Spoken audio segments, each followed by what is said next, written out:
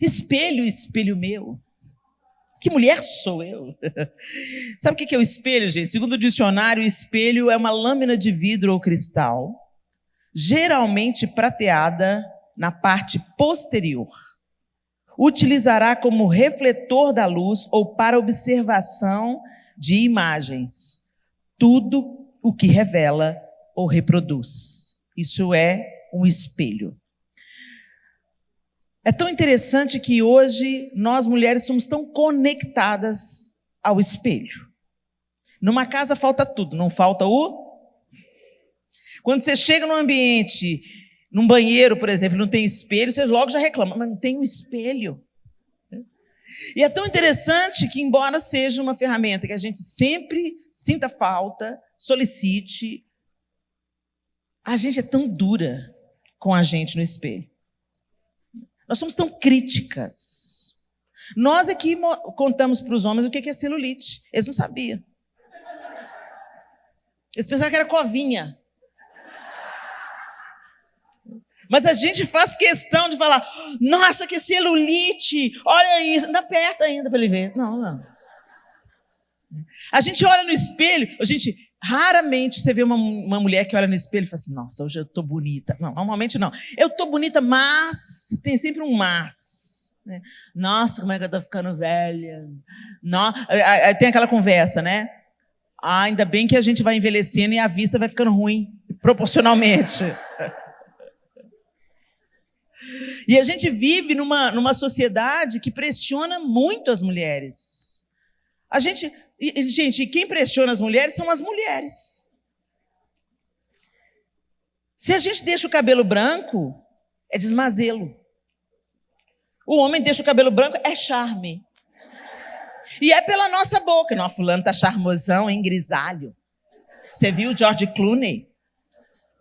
O Brad Pitt tá todo com as rugas, tudo lá. Ai, ele é lindo. Agora, se eu deixo a minha ruga, fulana tá velha. Acabada. Se uma mulher resolve deixar o cabelo branco, ela é malhada pelas outras mulheres. Não, mas tá igual uma bruxa. A gente é assim que é. Quando a Glória Pires, aquela atriz, resolveu deixar o cabelo branco na pandemia, eu não sigo a Glória Pires. Aí eu fui no salão de beleza e falei com a cabeleireira assim, ô Maristana, eu acho que eu vou deixar meu cabelo branco.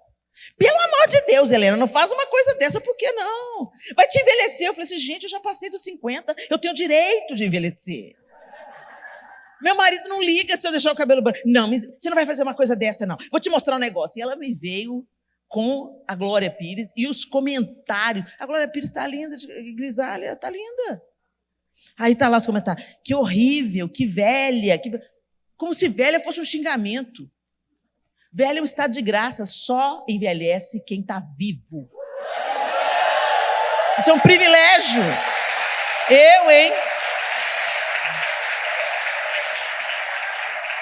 Mas a gente vai comprando essas ideias. A gente vai comprando essas ideias que colocam pressão em cima da nossa imagem e nós somos muito críticas com a gente mesmo. Por um lado, a gente é tão crítica com a nossa aparência. Por outro lado, somos tão condescendentes com as nossas falhas de caráter. Na mesma proporção, gente. Todo mundo é ruim, menos você. Fulano, misericórdia, o sangue de Jesus tem poder. A gente nunca fala, né?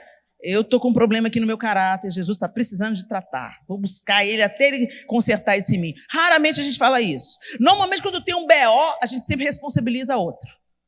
É fulano, mas é fulana que fez isso. Não é? E sempre tem uma mulher metida no BO.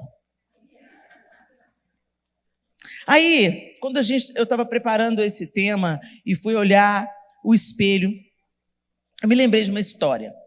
Abra sua Bíblia comigo em Êxodo, capítulo 34.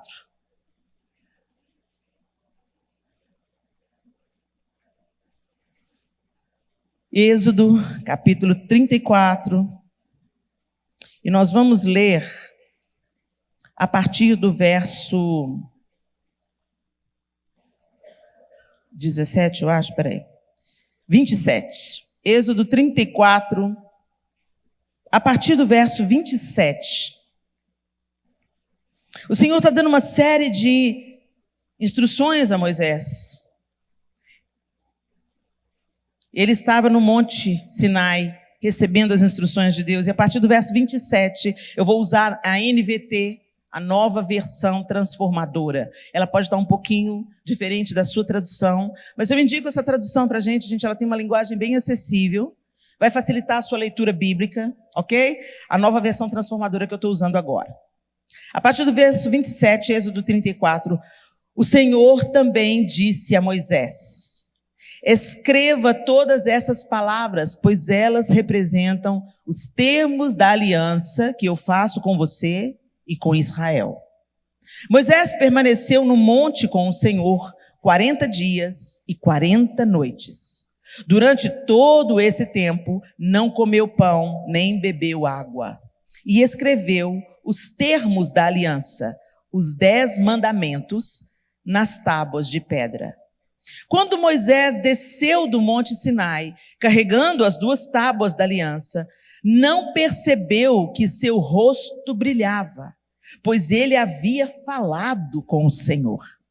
Quando Arão e os israelitas viram o brilho do rosto de Moisés, tiveram medo de se aproximar dele. Moisés, porém, chamou Arão e os líderes da comunidade que se aproximaram, e Moisés falou com eles. Em seguida, todo o povo se aproximou e Moisés lhes transmitiu todas as instruções que o Senhor lhe tinha dado no Monte Sinai. Quando Moisés terminou de falar com eles, cobriu o rosto com um véu. No entanto, sempre que entrava na tenda da reunião para falar com o Senhor, tirava o véu até sair. Depois, transmitia ao povo as instruções que o Senhor lhe dava, e os israelitas viam o brilho de seu rosto. Então Moisés cobria novamente o rosto com o véu, até voltar para falar com o Senhor. Muito bem. Moisés estava na presença de Deus, e o rosto de Moisés brilhava. Quando o povo viu o rosto de Moisés brilhando, temeu. A glória de Deus estava estampada na face de Moisés. Mas agora vai comigo lá para 2 Coríntios 3. 2 Coríntios 3. A partir do verso 13. Aqui é o apóstolo Paulo falando aos Coríntios. 2 Coríntios 3, 13. Não somos como Moisés, que cobria o rosto com um véu para que os israelitas não vissem a glória, embora ela já estivesse se desvanecendo. Mas a mente do povo estava endurecida, e até hoje, toda vez que a antiga aliança é lida, o mesmo véu lhes cobre a mente, e este véu só pode ser removido em Cristo. Até hoje, quando eles leem os escritos de Moisés, seu coração está coberto por esse véu. Contudo, sempre que alguém se volta para o Senhor, o véu é removido, pois o Senhor é o Espírito, e onde está o Espírito do Senhor, ali há liberdade. Portanto, todos nós, dos quais o véu foi removido, podemos ver e refletir a glória do Senhor. E o Senhor, que é o Espírito, nos transforma gradativamente à sua imagem gloriosa, deixando-nos cada vez mais parecidos com Ele. Paulo está denunciando alguma coisa aqui e mostrando para nós que, apesar de Moisés ser um homem de Deus, um profeta, segundo o próprio Senhor, o homem mais manso da terra. É tão lindo quando a gente vê a trajetória de Moisés, né? O homem mais manso da terra matou um egípcio e enterrou na areia. E o que tinha entre o homem com o sangue nos olhos para fazer justiça, para libertar o povo na força do seu braço, e o homem que com mansidão e obediência ao Senhor, inseguro na sua fala, foi usado por Deus para tirar o povo do Egito. O que teve um episódio e outro? 40 anos de deserto. 40 anos servindo o seu sogro Jetro. 40 anos longe do glamour do palácio de Faraó. Deus sabe como é que chega a gente no lugar, gente. Mas apesar de Moisés ser esse homem acima da média, um homem escolhido por Deus, um homem poderosamente usado por Deus, em feitos, em palavras, ele era homem. E aí algumas pessoas pensam que Moisés mantinha o véu no rosto, e aqui o apóstolo Paulo está fazendo um paralelo do véu com a lei, né? O que impedia aquele povo de conhecer Jesus Cristo? E entrar na nova aliança que Deus estava fazendo através de Cristo. A rigidez da lei, a mentalidade da lei, o véu. Até hoje eles têm um véu. E nessa guerra que está tendo em Israel, a gente está orando, Senhor, aproveita essa oportunidade, Senhor, de luto, de dor extrema, de injustiça, e tira o véu. Revela-te, Jesus. Revela-te a esse povo, Jesus. E o apóstolo Paulo está dizendo aqui, mas ele está denunciando também uma falha de Moisés. Moisés não encobriu o rosto porque o povo tinha medo. Por quê? Porque quando ele começava a falar, o povo se achegou. Arão se achegou, os líderes se achegaram e o povo se achegou. Não foi isso que a gente leu em Êxodo? Então, no primeiro momento, eles temeram. Mas depois, ele chamou, eles se achegaram, ele comunicou o que o Senhor estava dizendo e depois ele cobriu o rosto novamente. Por quê? Porque o povo tinha medo? Não. Então por que ele cobriu? E o apóstolo Paulo fala aqui, porque a glória ia se desvanecendo. Quando ele estava na presença de Deus, exposto à presença de Deus, a glória de Deus fazia o rosto dele brilhar. Mas quando ele saía da presença de Deus, ele voltava a ser só o Moisés, sem o brilho de Deus sobre ele. Mas o apóstolo Paulo está dizendo para nós aqui em Coríntios, o que aconteceu com você, tablet? Porque você voltou para esse lugar. Meu tablet está com vida própria. Portanto, todos nós, o verso 18, dos quais o véu foi removido, nós entendemos que Cristo é o Messias. Então o véu foi removido. Nós entendemos que nós não somos salvos pela obediência da lei, porque nós somos incompetentes para cumprir a lei. Por mais esforço que a gente faz, por mais certinho que a gente queira andar, por mais que a gente queira obedecer os mandamentos, uma hora ou outra a gente... Não é? Então não dá para confiar em nós mesmos, nós não somos confiáveis. Querendo fazer o bem, a gente não consegue. Até o apóstolo Paulo, ele mesmo diz, o bem que eu quero fazer não faço, o mal que eu não quero fazer, é esse que eu faço. A gente tropeça na nossa humanidade todo o tempo, mas isso não é desculpa. Porque nós fomos marcadas com o Espírito Santo, seladas com o Espírito. E uma vez que fomos seladas pelo Espírito Santo, esse Espírito Santo nos empodera e forma Jesus em nós. Cristo em vós, a esperança da glória. Olha o que ele está dizendo aqui. Todas nós aqui, dos quais o véu foi removido. A gente entendeu que a gente não consegue cumprir a lei. Que somos salvos não pelo nosso mérito, não pelo nosso bom procedimento, não pelas nossas obras. Tem um tanto de gente boazinha que vai para o inferno, gente.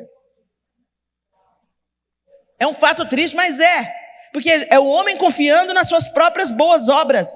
Mesmo com as nossas boas obras, nós não somos justos. Nosso julgamento não é pleno, nós não conhecemos toda a verdade. Às vezes você já deve ter vivido isso, às vezes você defendeu uma coisa com unhas e dentes, depois a verdade se revelou, nossa, como é que eu defendi isso? A gente vê parcial, por isso que o Senhor fala que nós não temos competência para julgar, porque Ele conhece a história toda. A gente pode julgar no que se refere a discernir o que é bom e o que é mal. Mas para você falar, fulano vai para o inferno, você não sabe.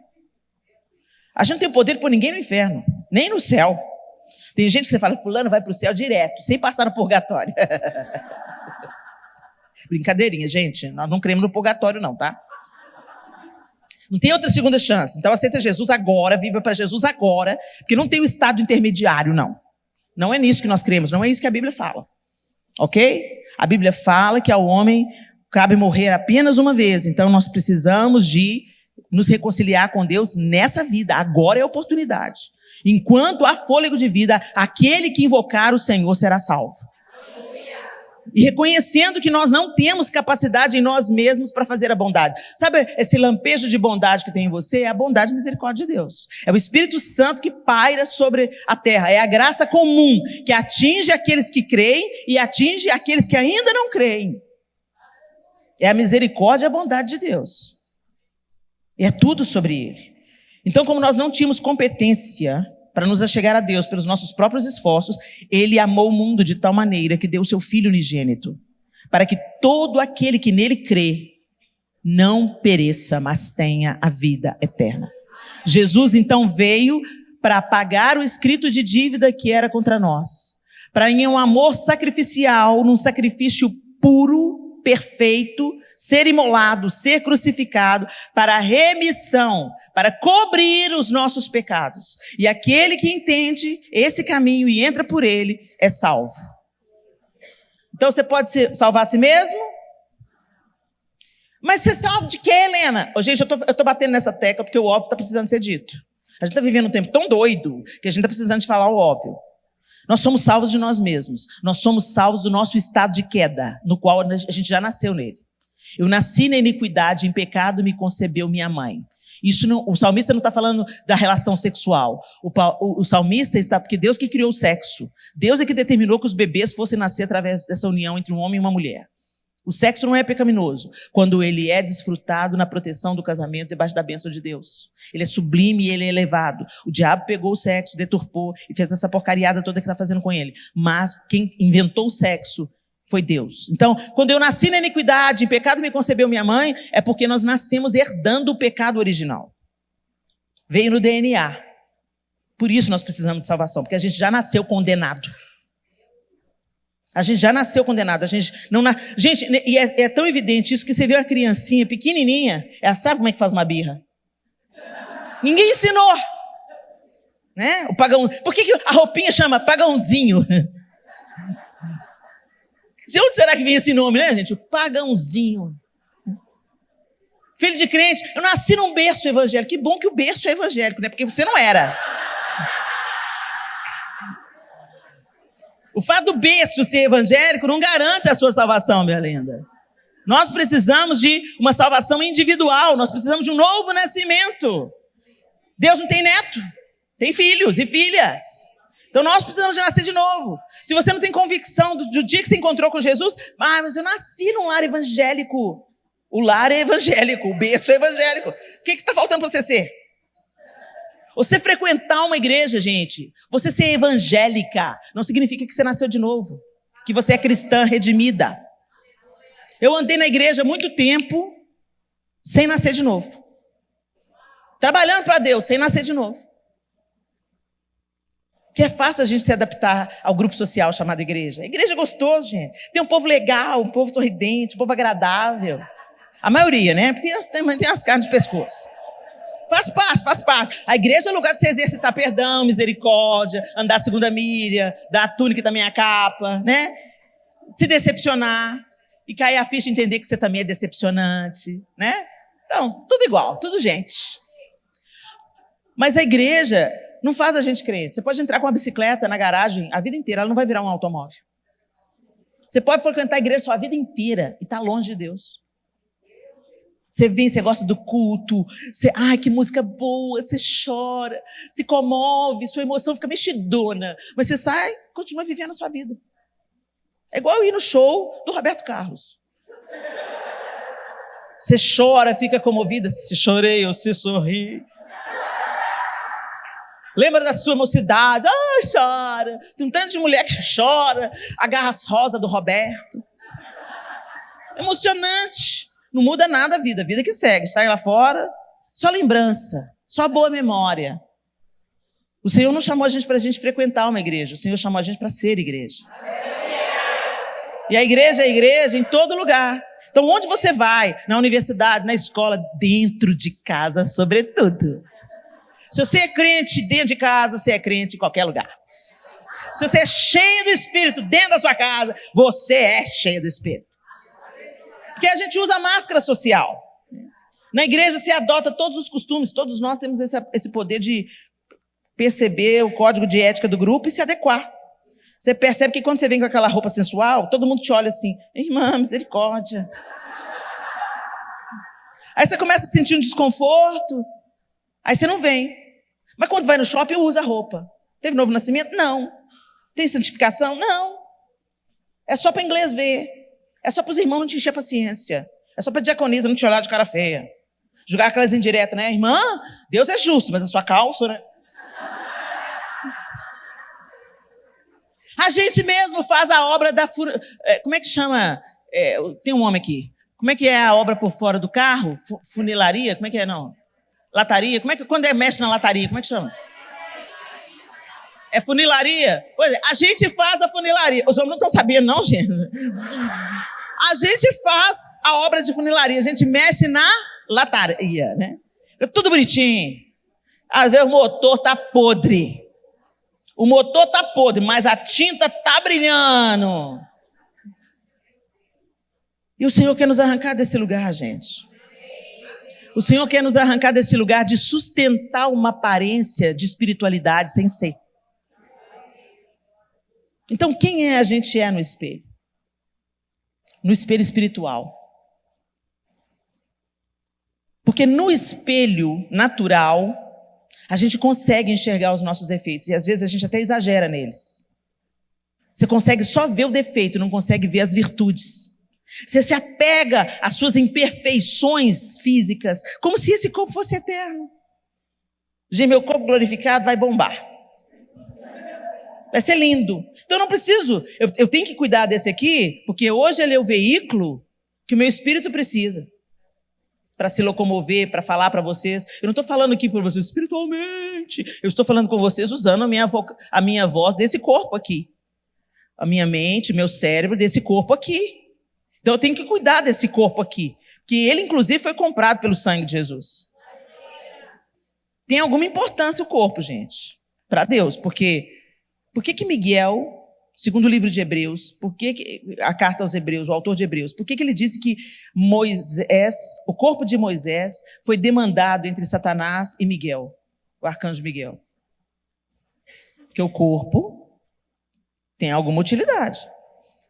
Jesus, o corpo dele foi glorificado, tanto é que para alguns a aparência dele estava diferente, mas era o mesmo corpo, porque ele chegou para Tomé e falou, põe a mão aqui nas minhas feridas. Põe a mão aqui do meu lado. Era o mesmo corpo, mas já era um corpo em um estado diferente. O que ficou mais diferente ainda quando ele apareceu para João no Apocalipse. Porque o João, que reclinava no peito de Jesus, próximo, carinhoso, mestre, quando viu Jesus, caiu como morto. Jesus em toda a sua glória. Por quê? Porque João estava nesse material aqui. Mas quando Jesus se manifesta a ele, e ele começa a descrever os seus cabelos salvos como a lã, a voz como o som de muitas águas, os seus olhos como chamas de fogo. Gente, que visão, hein? Na coxa gravado, Rei dos reis e Senhor dos senhores, os pés como bronze reluzente. Imagina Jesus, João, caiu como morto. Esse material aqui não aguenta, não. Por isso que a gente vai receber um corpo glorificado. Mas enquanto a gente não recebe o corpo glorificado, a gente tem que cuidar desse. Cuidar da boa saúde, cuidar do exercício, cuidar da mente, fazer musculação, porque é a musculação é que mantém o cérebro funcionando até o fim. Gente. Nada de moleza. Sai preguiça. Comer melhor. Manter-nos úteis para a glória de Deus. Mas proporcionalmente a visão, a clareza que a gente tem quando a gente olha no espelho natural, você conhece tudo aquilo no seu rosto, no seu corpo, que você gostaria que fosse diferente, né? Mas você conhece tudo na sua alma, na sua personalidade, no seu caráter, que você gostaria que fosse diferente. Será que a gente tem essa percepção da nossa dependência de Deus? Será que a gente tem a exata percepção de que sem Ele nós nada podemos fazer? A gente não tem não, gente. Mais uma vez, é mais fácil a gente se conectar com aquilo que é aparente do que com aquilo que é eterno. Do que com aquilo que não é aparente. Com a essência, aquilo que está dentro. E o apóstolo Paulo está dizendo aqui, o véu foi retirado, foi removido, e nós podemos ver e refletir a glória do Senhor. E o Senhor, que é o Espírito que habita em nós. Você já pensou, gente, que o Espírito que habita em você é o Espírito de Deus? A gente tem ideia de que isso não, gente? O Espírito que habita em você, com o qual você foi selado para o dia da redenção, é o mesmo Espírito que ressuscitou Jesus dos mortos. Meu Deus. Então você acha que ele não tem poder para mudar o seu caráter? Ele nos foi outorgado para nos ensinar todas as coisas. Para começar, você sabe por que você crê em Jesus Cristo? Por que você crê em Jesus Cristo? O Espírito te convenceu. Você pensa que você aprendeu pelo seu intelecto superior? Não, gente, porque tem um tanto de gente que tem um intelecto superior e está fazendo tanta besteira. Você conhece alguém que você fala assim, gente, fulano é tão inteligente, como é que ele fez aquilo? Como é que ele fala isso? Como é que ele defende isso? Gente inteligente, gente capaz, acadêmicos. E aí a gente entende o que a Bíblia diz, que a sabedoria do mundo, sem Deus, é loucura. Que Deus escondeu as coisas grandes dos sábios e revelou aos pequenos. O nosso conhecimento, sem ser respaldado pela sabedoria que vem do alto, é nada. Ela nos envaidece, nos ensoberbece e nos cega, porque Deus resiste ao soberbo. Então, quanto mais... Aí, por isso que você vê um tanto de gente que é teologicamente capacitado. Sabe tudo da teologia. Mas não está nem um pouquinho parecido com Jesus. Aí você pensa, como é que pode, gente? Um crânio desse. Sabe a Bíblia de capa a capa. Cita as Escrituras na ponta da língua. Mas não tem um pingo de piedade na vida dele. Não tem um pingo de misericórdia na vida dele. Não tem um pingo de bondade na vida dele. Ele ataca os outros, ele desnuda os outros, ele zomba da incapacidade dos outros. De que valeu todo esse conhecimento? A gente tem que estudar a Bíblia mesmo, a gente tem que estudar teologia sim. Mas colocar tudo que a gente sabe a serviço do Rei. E não para nos sentirmos superiores aos outros, porque não somos. Se alguém se glorie, que se glorie na cruz de Cristo. Ela é a nossa esperança. E é isso que vai contar. Porque quando, gente, a gente morre, vai todo mundo para a mesma caixa. É igual o jogo de xadrez. A rainha e o peão, vai tudo para a mesma caixa, quando acaba o jogo. E vai ser assim com a gente. Então, por que a gente tem que nos ensoberbecer? Mas o apóstolo Paulo, ele diz aqui nesse texto, que o Senhor nos transforma, ele está usando o termo aqui na NVT, gradativamente. E é o que você conhece como de fé em fé, de glória em glória. É paulatinamente. É de caminhar com Jesus. E Ele vai fazendo a obra em você. E qual que é a obra em você? Transformar você à semelhança dEle. Fazer você ficar mais parecida com Jesus. É isso que é ser cristão. Cópias de Jesus. Pessoas que pensam como Jesus, que falam como Jesus, que agem como Jesus, que reagem como Jesus. E a gente pode fazer sozinho? Não, senão a gente volta para a lei. A gente volta para o esforço.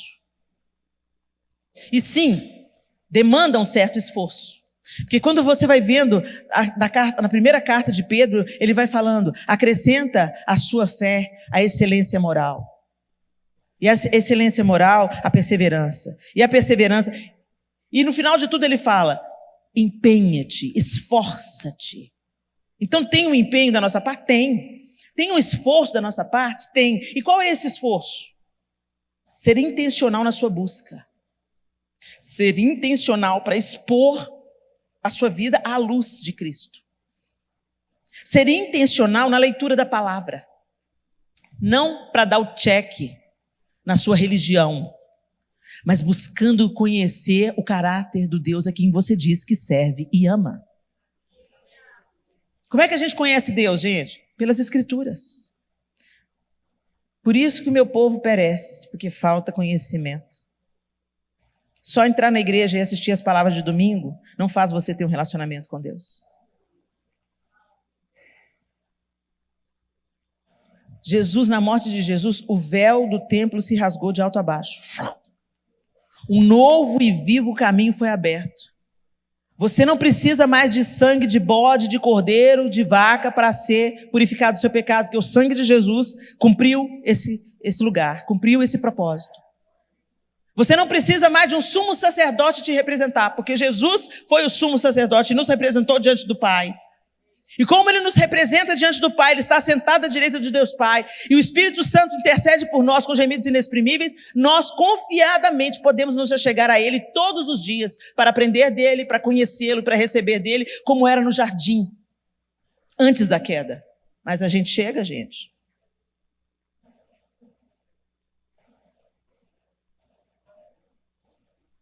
Você tem 5 anos de... Quem é que tem 5 anos de crente?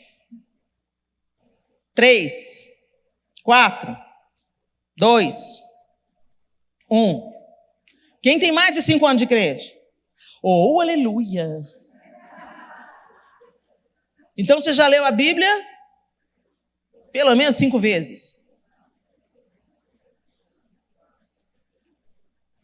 Entendeu?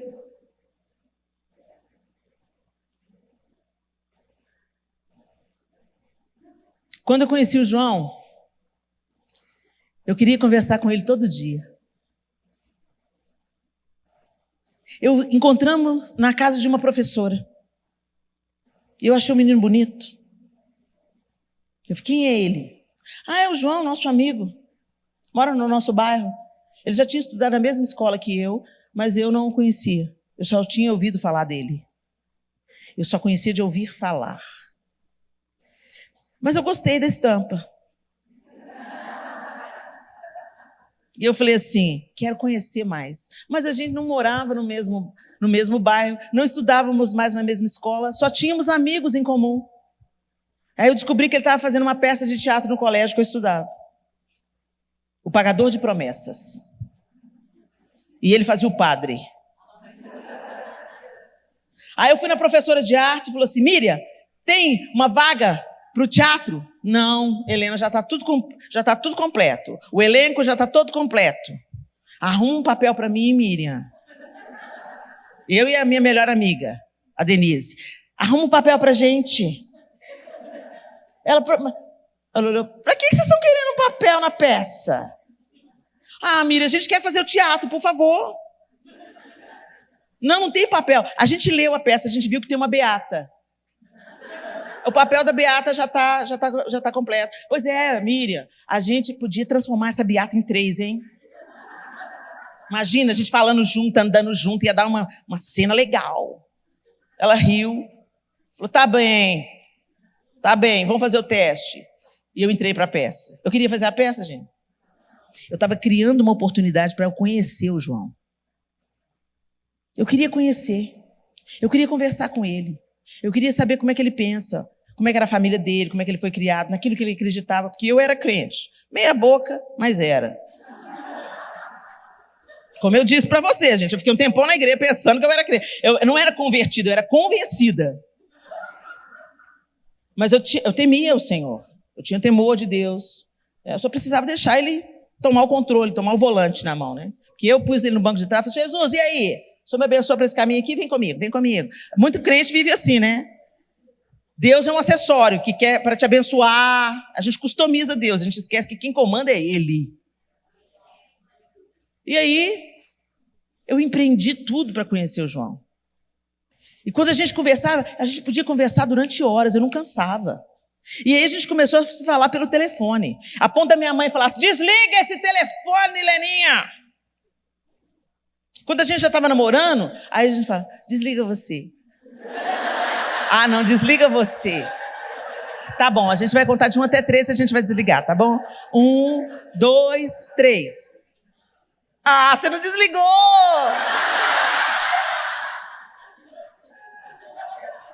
Pois é, gente, é essa relação que Deus quer ter com a gente. É essa relação que Deus quer ter com a gente. Quanto mais você conhece a Deus, mais você o ama.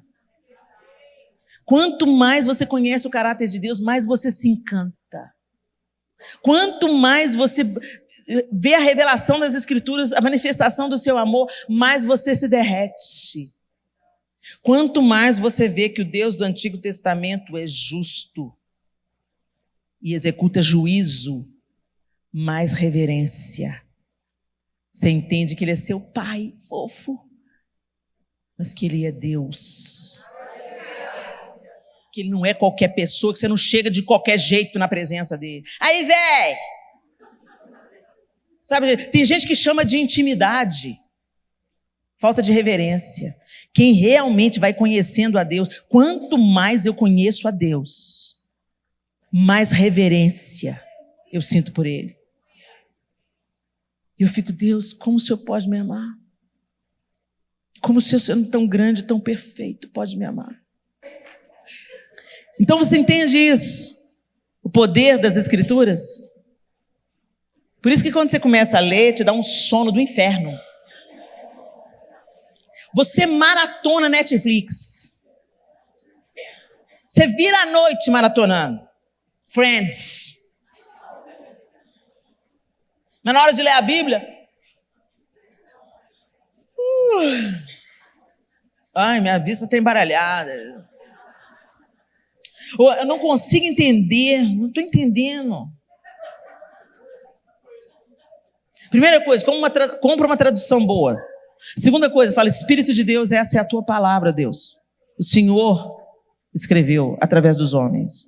Abre o meu entendimento para que eu aprenda. Espírito de Deus, Jesus disse que o Senhor me ensinaria todas as coisas, me ensina as Escrituras Sagradas. Revela-te a mim através da tua palavra.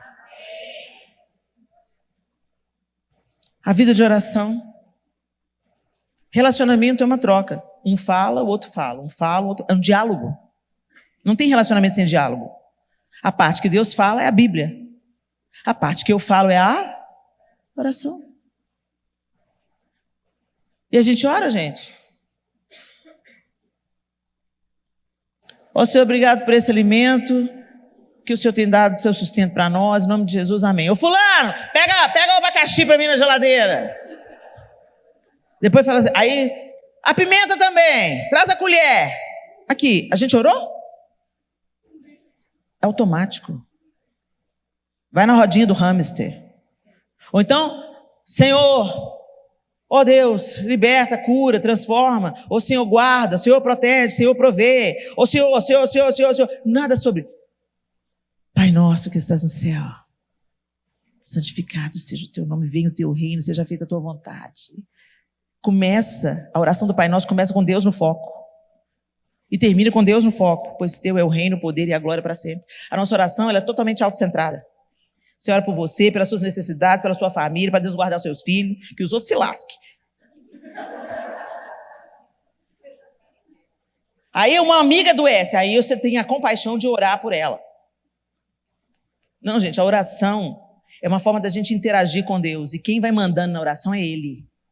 À medida que você vai interagindo com Deus, você vai conversando com Deus, Ele vai enchendo o seu coração daquilo que você deve gerar, daquilo que você deve orar, daquilo que você deve pedir. Quando você pensa que não, você está orando pela igreja perseguida, você está orando pelos missionários no campo, você está orando para que Deus mande provisão para a igreja.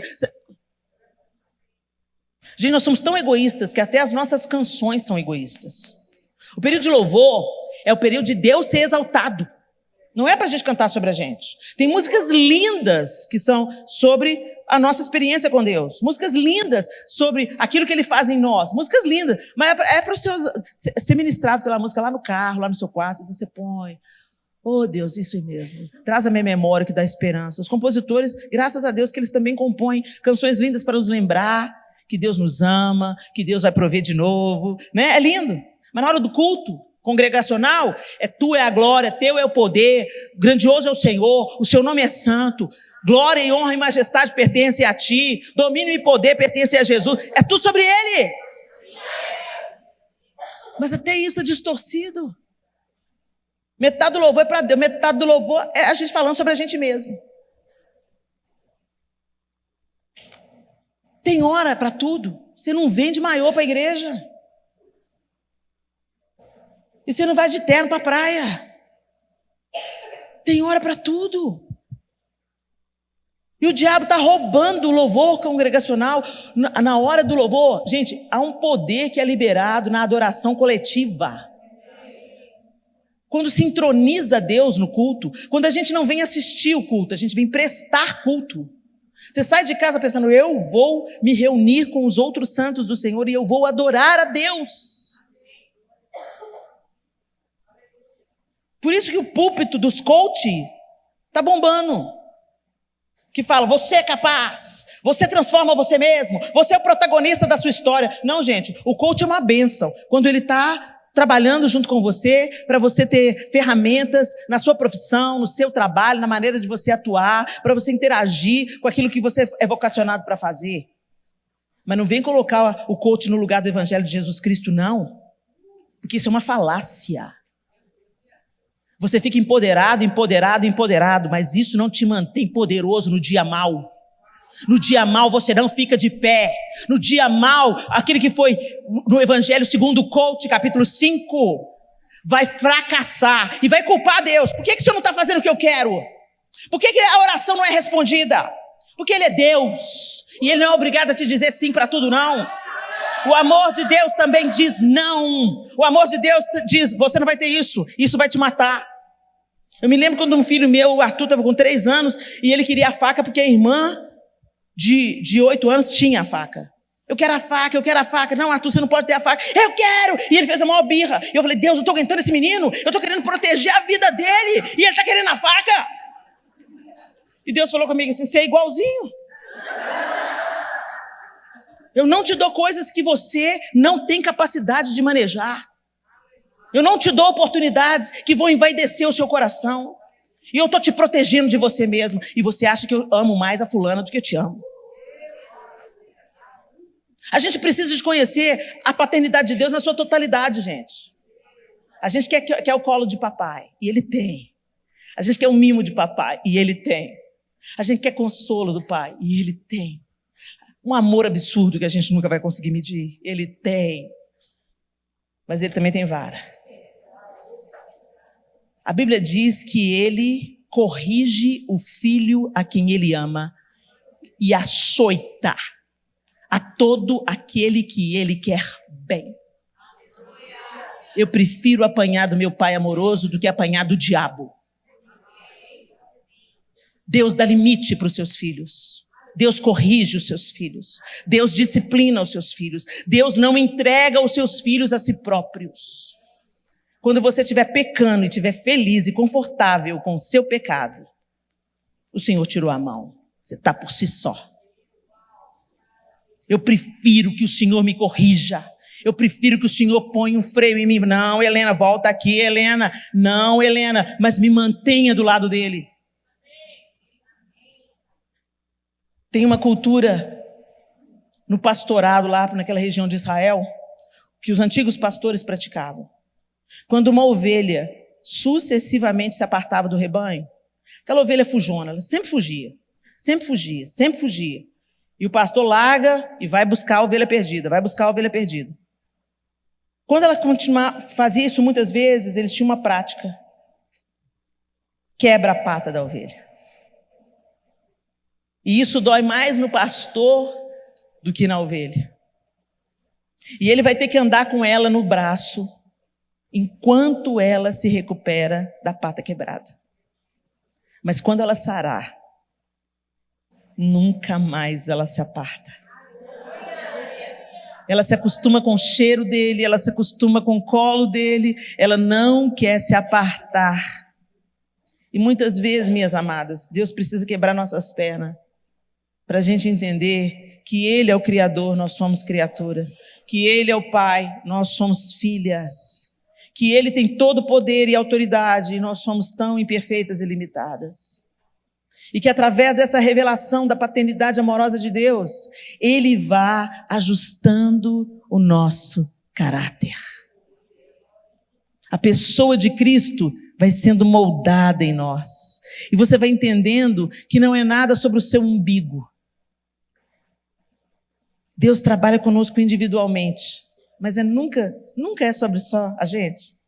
Nunca atinge só a gente. É lindo.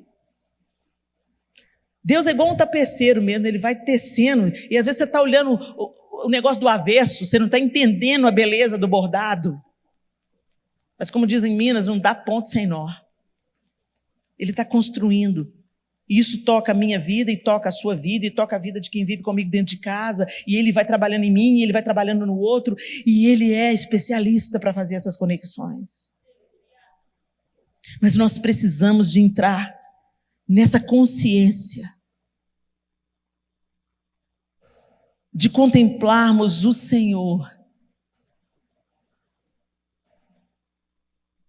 O apóstolo Paulo diz também que hoje nós o vimos como que por um espelho. Só que esse espelho que o apóstolo Paulo fala não é apenas o espelho que a gente vê hoje. Hoje, como eu descrevi aqui, a imagem do espelho hoje é nítida, né? Você vê perfeitamente quem você é. Mas na época do apóstolo Paulo, era um metal polido. Então você via a imagem refletida no metal polido, mas não com essa clareza absoluta que hoje nós temos nos nossos espelhos, que foram exibidos aqui. Então ele fala, hoje nós vemos o Senhor como que através de um espelho, meio que embaçado. Mas vai chegar aquele dia onde nós o veremos plenamente. E seremos conhecidos e conheceremos como Ele conhece. Nós seremos como Ele é. Mas até chegar esse dia, gente, onde seremos plenamente como Ele é, há um trabalhar do Espírito. Ele quer aperfeiçoar quem nós somos. Que nós estejamos diante dEle sem reservas, deixando Ele expor as nossas dificuldades. Porque muitos de nós, principalmente nós cristãos, a gente tem uma dificuldade de confessar as nossas faltas, de reconhecer as nossas fraquezas, de admitir que nós somos imperfeitos. Principalmente se você atua na liderança. Por que tem tantos líderes sobrecarregados? Porque as pessoas esquecem que o líder é gente. E elas colocam uma expectativa no líder, como se ele fosse o suprassumo. E alguns líderes gostam desse lugar e nutrem esse lugar, mas não dá para sustentar, gente, porque Deus é um só. E Ele não divide a glória dele com ninguém. Então chega um momento que você não aguenta sustentar a sua imagem de inabalável, espiritual. Quando eu vejo uma pessoa espiritual demais, mostrando essa espiritualidade, eu desconfio. Como é que Jesus era espiritual, gente? Sentava na mesa com os pecadores. Andava junto com a galera. Entrou na casa do publicano. Uma mulher de fama duvidosa veio lavar o pé dele. Ele aceitou ela lavar o pé dele. O outro falou assim, se ele soubesse, se ele fosse realmente profeta, sabia que estava lavando o pé dele. Se soubesse, não deixava lavar o pé. A gente forma as imagens, né? Se ele realmente fosse profeta, ele é, não só o profeta, o filho de Deus vivo. Mas ele tinha um comportamento tão não espiritual para os fariseus. Por que vocês não lavam a mão quando comem? Por que vocês não jejuam? Os fariseus. O espírito que nos comanda hoje. A gente parece santo, né? Põe a saia mais compridinha, não usa decote, põe uma bibliona debaixo do braço. O estereótipo do crente. A paz do Senhor. Eu saúdo a igreja. Mas dentro de casa...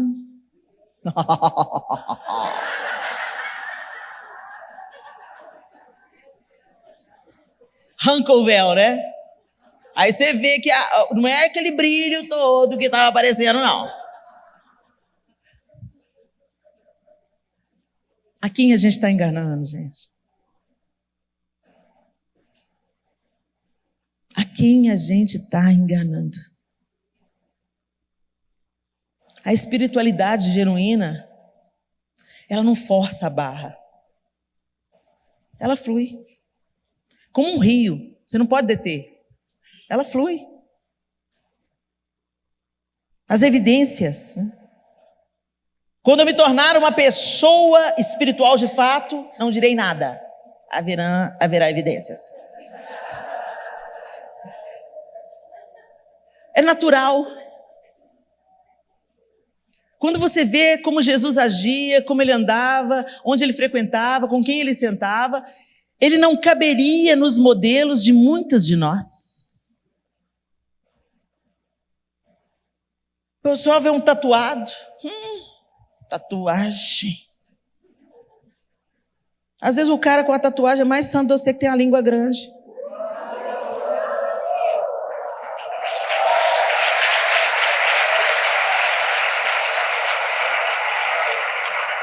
Mas a gente gosta da aparência. A gente gosta da aparência. Isso é do ser humano, nós gostamos do que parece. Mas o Senhor, nesse tempo que nós estamos vivendo, está nos convidando. Tira o véu, mostra que a luz desvanece. Se você não se expor à minha presença, a luz desvanece. Você e você mesmo não pode sustentar uma espiritualidade fake.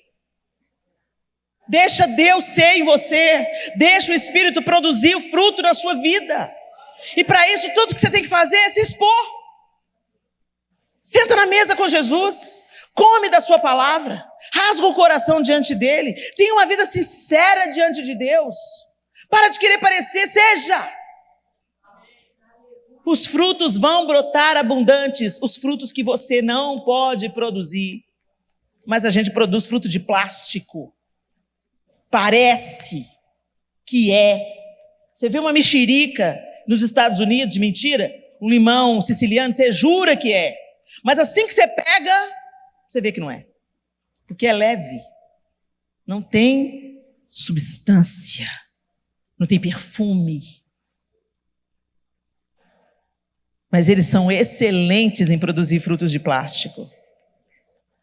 E a gente valoriza tanto o que é fake, que quando você vê uma menina muito bonita, você fala para ela assim, que boneca! Ai, que flor linda! É de verdade? Pensei que fosse mentira. Parece que o que é falso tem mais valor daquilo que é verdadeiro. A gente atribui qualidade, parece uma boneca. Não parece uma boneca, não. A boneca foi criada, inspirada numa menina bonita, que Deus criou. A gente inverteu as polaridades, então a gente valoriza a imagem. Por isso que a gente faz botox, preenchimento, estímulo de colágeno. Tem nada errado com isso. Por isso que a gente tinge o cabelo, para não parecer que a gente tem a idade que a gente tem. Tem nada errado com isso. Mas a gente tem que ser espiritualmente muito mais do que a nossa aparência. Na espiritualidade não vale ter aparência de justiça, gente. Na espiritualidade não vale parecer santo. O Senhor está nos convidando para sair desse lugar de aparência. Ele chama isso de hipocrisia. Parece, mas não é. É isso que o Senhor está dizendo quando Ele fala que sonda o coração. As meninas que gostam de saia curta, né? Falam assim, não, Deus não está interessado na minha aparência. Ele vê o coração. Não, querido. Não torce o texto para transformar em pretexto. Quando Deus fala, no contexto que Ele está falando, para Eliabe, o irmão de Davi, Eliabe entrou, Samuel olhou para ele e falou assim, eis aí o ungido do Senhor. tem porte de rei, tem altura de rei, tem caminhada de rei. E diz, não, Samuel, não. Não, Samuel, não atente para a aparência, porque eu olho o coração. E eu tenho rejeitado o coração de Eliabe. Ele tinha tudo para ser rei, mas não tinha o principal, essência. Davi, um contraponto. Foi nem lembrado, nem considerado. Tem mais nenhum, não? Tem! O menino que cuida das ovelhas. Chama lá Davi. Aí chega Davi, eu imagino Davi todo descabelado, suado, com aquele cheiro de ovelha, com aquele olho regalado, ruivo, de gentil aspecto, inofensivo. Oi, pai. Aí Deus fala assim, olha ele aí, ó. Eu fico imaginando Samuel. Sério, Senhor? Sério? É esse aí que vai destronar Saul? O grandão, o bonitão, o poderoso? É esse aí mesmo. Um homem segundo o meu coração. Imperfeito também. Pecador também. E Deus não passou pano para Davi. Deixou todos os erros dele bem expostos. Para que a gente saiba que a qualidade principal de Davi não era a perfeição, mas era a capacidade de reconhecer os seus erros. Quando Natan fala com ele, você é esse homem. Puxa vida, sou eu pequei. Eu pequei contra o Senhor e fiz o que é mal perante os seus olhos. Tão diferente de Saul. Não, mas eu obedeci o Senhor assim, ué. Não. Que balido de ovelhas é esse que eu estou ouvindo, Saul? Eu trouxe aí o melhor do gado, das ovelhas, para sacrificar ao Senhor, seu Deus. Um tinha a capacidade de reconhecer quem era, de expor a sua fragilidade, de se arrepender diante do Senhor. O outro falava, não foi bem assim. Honra-me na frente do povo, Samuel. Saul estava preocupado com a aparência. Moisés estava preocupado com a aparência. E o homem que foi chamado segundo o coração de Deus foi porque ele não pecava? Não. Davi pecou miseravelmente. Mas a diferença é que ele não escondia os seus erros, a sua lepra, a sua imundície. Fiz o que é mal perante os teus olhos. Cria em mim, ó Deus, um coração puro e renova em mim um espírito inabalável. Ele sabia que dependia de Deus, ele sabia que sem Deus ele não era nada. E ele admitia quando ele errava. E quando ele tentou esconder o seu pecado, um foi puxando o outro. E ele colheu as consequências até o último dia da sua vida. Deus está nos chamando, meninas, para um novo tempo. Um tempo de mandar a real. De mergulhar na busca pelo Senhor. De ser intencional no crescimento desse relacionamento. Quando você quer se relacionar com alguém, você cria oportunidade, você chama para o café, você marca um almoço, você dedica tempo, você manda uma carta, você faz alguma coisa. Você deixa um bilhetinho, você quer se fazer presente, você quer desfrutar da mesa, quando aquela pessoa está perto, você cola nela. É isso que a gente tem que fazer com o Senhor. Para de justificar, sou humano, não consigo ser perfeito. Canta a música toda, porque a Bruna continuou. Ó Senhor, vem e me leva além. Ela pediu, me tira desse lugar da minha humanidade, Senhor, me leva além. Me leva para uma espiritualidade profunda, verdadeira, resultado de uma intimidade, de uma busca, de uma sede, de uma fome que só o Senhor pode saciar. Em nome de Jesus, minha linda. Para de parecer. Para de pôr o véu quando vem para a igreja. paz do Senhor, o sangue de Jesus tem poder. Que a nossa espiritualidade não seja da boca para fora. Que a nossa espiritualidade ela se manifeste na maneira como a gente interage com o pobre, com a viúva, com o necessitado. Sem postar no Instagram. Porque também tem essa parte, né? Olha o que eu estou fazendo para Jesus, ó. Gente, quando o Senhor quer revelar a sua luz, Ele faz isso. Ele vai usar outras pessoas para levantar o seu nome. Mas não seja você mesmo. Não seja a sua boca falando bem de você. Deixa que o Senhor te levante. Se Ele tiver propósito nisso. Para de contar vantagem. Para de querer parecer espiritual. Seja espiritual. Que se você for espiritual, se você estiver crescendo na sua intimidade com Jesus, não tem jeito, o seu rosto vai brilhar. Se você estiver exposta à presença dEle, o seu rosto vai brilhar. Era isso que acontecia com Moisés. Quando ele estava na presença do Senhor, o rosto dele brilhava. Pois é, Helena, mas o brilho desvanecia, então não sai da presença do Senhor. Viva na presença do Senhor, porque hoje você tem livre acesso. Hoje você chega até Ele pelo caminho Jesus Cristo. Hoje você pode orar a Deus em todo o tempo. Você pode falar com Ele no seu carro. Você pode falar com Ele no seu trabalho. Você pode ajoelhar no banheiro lá da escola onde você estuda. Você pode falar com Deus em qualquer lugar. Então nós somos indesculpáveis. Nós temos acesso à Bíblia. Tantas nações não têm. A Bíblia já é proibida em tantos lugares do mundo. Você tem a Bíblia na sua mão. Para de deixar lá aberta no Salmo 91. Um amuleto gospel. Leia o Salmo 91. Tenha ele dentro de você. Aquele que habita no esconderijo do Altíssimo, a sombra do Senhor onipotente descansará. Tenha ele dentro de você. Tenha a palavra dentro de você. Para de fazer da Bíblia o patuá gospel. A Bíblia nos transforma quando ela entra pelos nossos olhos, cai no nosso coração e transforma o nosso caráter. Não adianta você andar com a Bíblia debaixo do braço, bater no endemoniado com a Bíblia, pôr a Bíblia no Salmo 91. A Bíblia é eficaz quando ela entra na nossa vida, confronta o nosso pecado, muda o nosso caráter e começa a produzir fruto na nossa vida.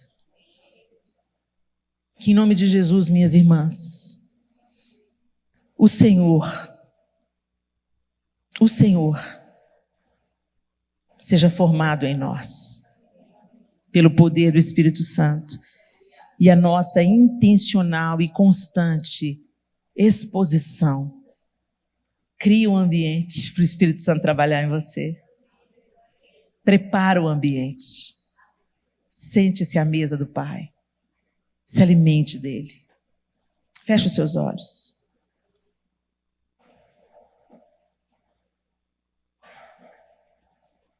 E eu quero que você seja honesta com você. É uma autoavaliação. Ninguém pode fazer isso por você porque só você se conhece.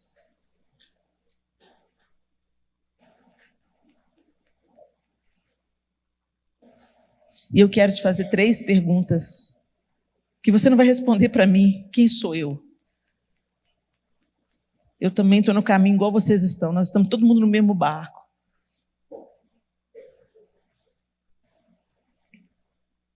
Mas eu quero que você seja honesta.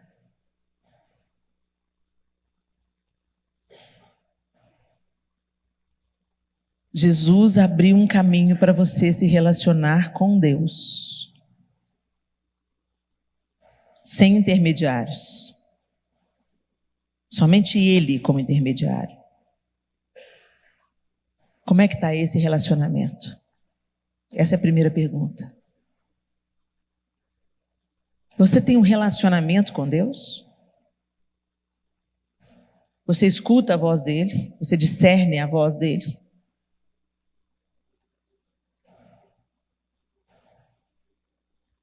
Você percebe ele te ensinando,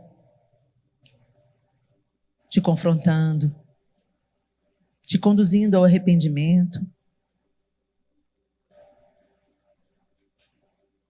Você fala e ouve? Você fala através da oração e ouve através das Escrituras? Essa é a primeira pergunta. A segunda pergunta é: Você é na igreja o que você é em casa? Você serve na sua casa com a mesma alegria que você serve na igreja?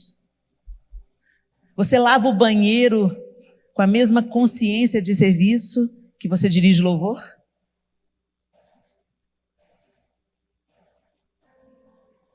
Você entende que cuidar da sua família também é um serviço ao Rei?